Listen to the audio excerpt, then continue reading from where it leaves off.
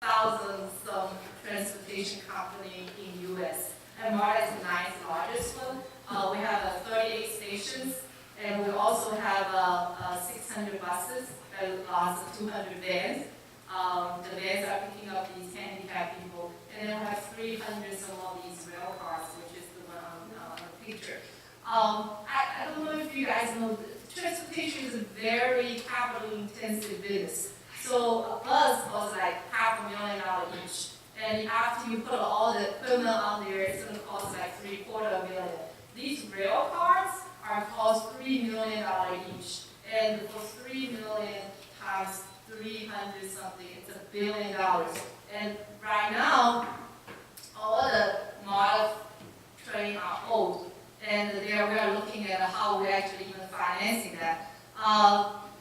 不知道大家知不知道，那个 China is actually start getting into this. China is really into getting to the transportation. I think they're building a railroad line in California. Also, next year, October 2017, there is a big transportation expo, they call it. It's in World Congress Center. And the Chinese right now are working on ship a car to for the conference. So they are really trying to break into the market because there is really none market for U.S. So for the entrepreneur here, transportation, utility, not very sexy. I mean, it's big data. It's, these Hadoop, everything is very sexy. But there's a lot of money there. And there's almost no industry. The closest industry we have in transportation, this company we have, they're in Canada.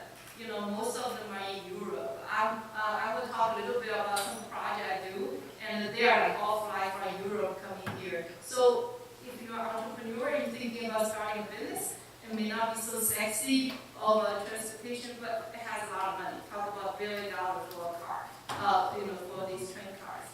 So a little bit about how, my journey at MARTA.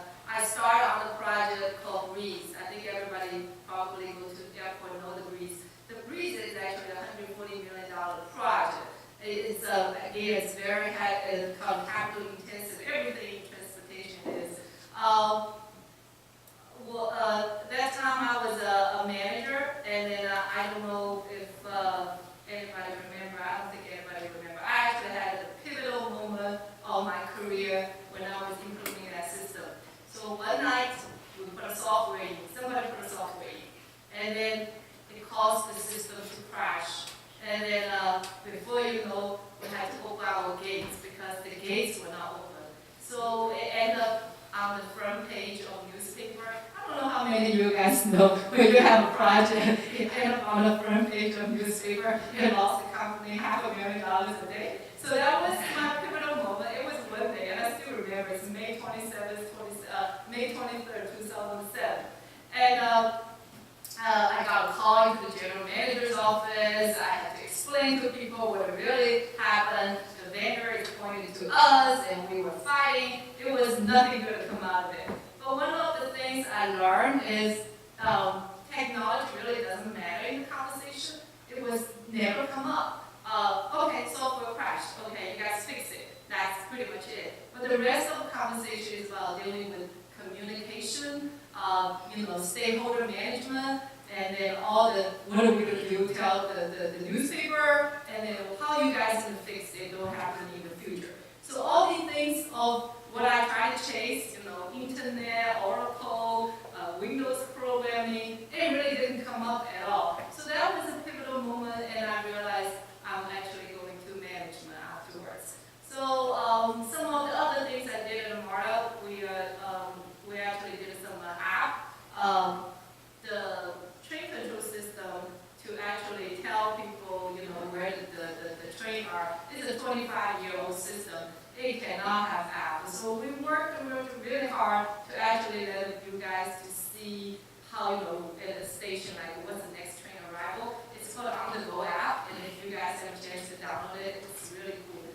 Think about it as a 25-year-old system behind it. And one time it was using modem, and we finally upgraded to using the network.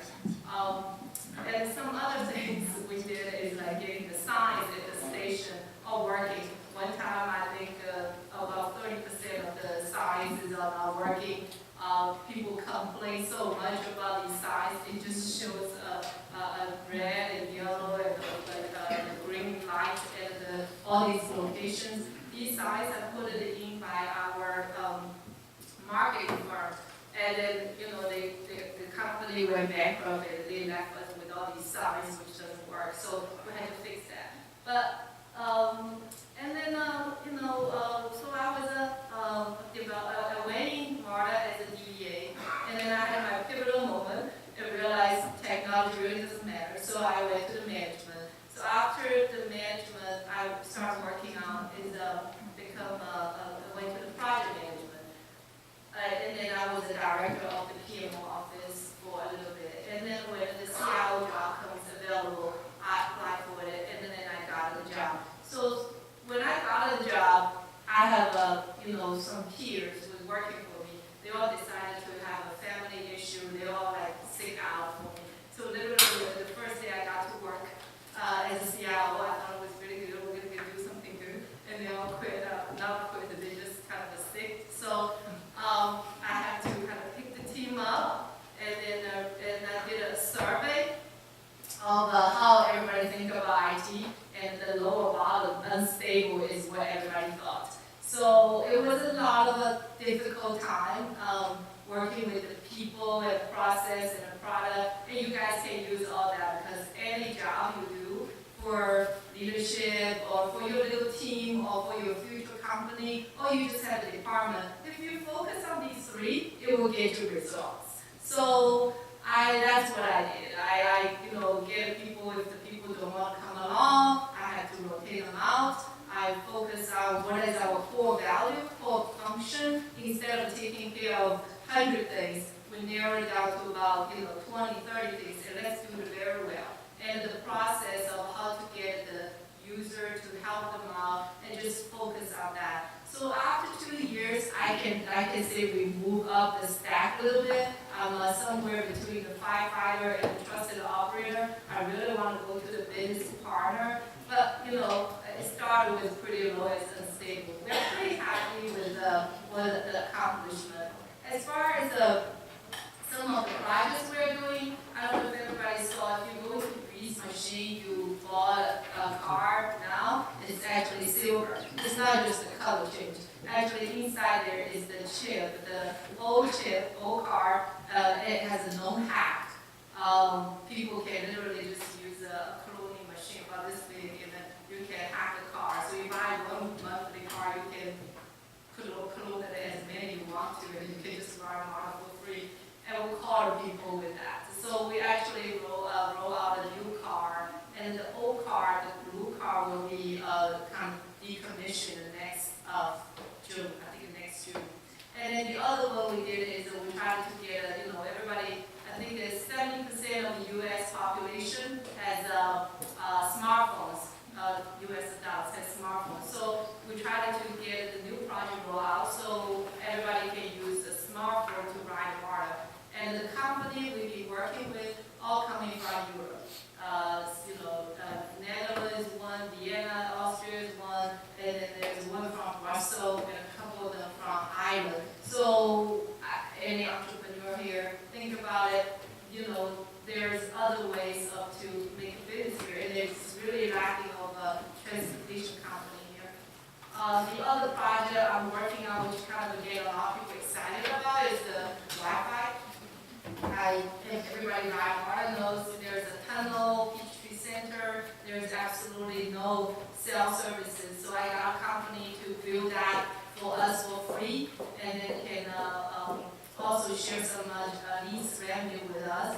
And we started to put in Wi-Fi on the bus, and hopefully by the end of the year we'll have all buses. So if you just go around, stand next to a MARTA bus, you actually literally it's a hotspot. So that was something we excited about.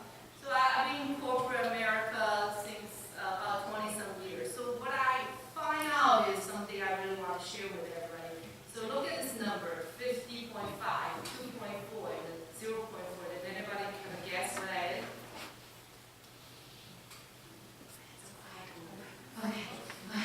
So 50.5 is the percentage of college